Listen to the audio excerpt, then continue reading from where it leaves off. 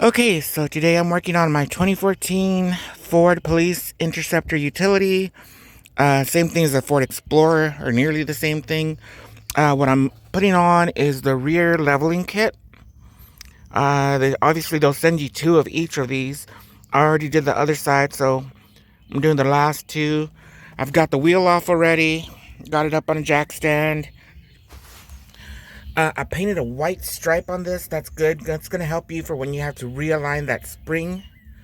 And then what we're going to get to is this bolt right here that holds your sway bar connector. The bolt behind it that holds your shock into place.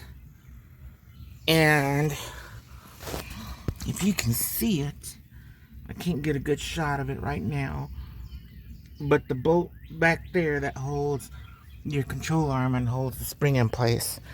So we're going to get to working on that. Sorry if the video is choppy or cut up a few times. My video editing isn't perfect. Obviously, I got my hand in the way, but that's what we're doing. I'll come back in a moment.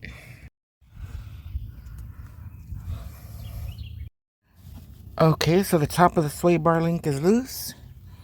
Right behind it, you're going to find the nut there for your shock. That's the next thing that we are going to take off.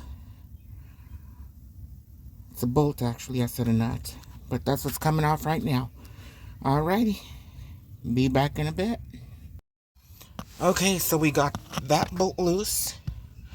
And the only reason that bolt comes loose is to put in this little guy right here, this extension. It's a shock extension. You are going to have to rotate your shock to fit that.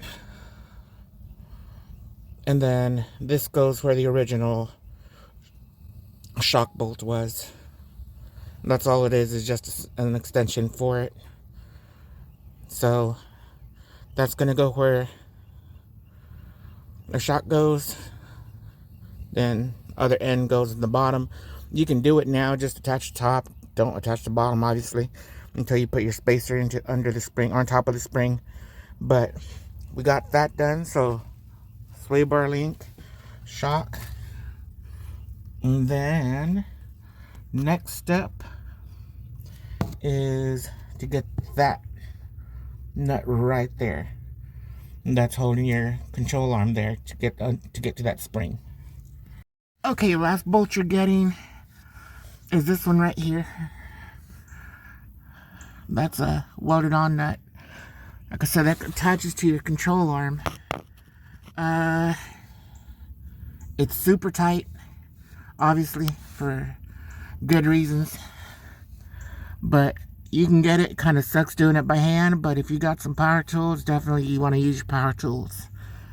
Alright, be back in a bit. Okay, so I got the bolt out. I got the spring out. There's my trusty little spray paint mark.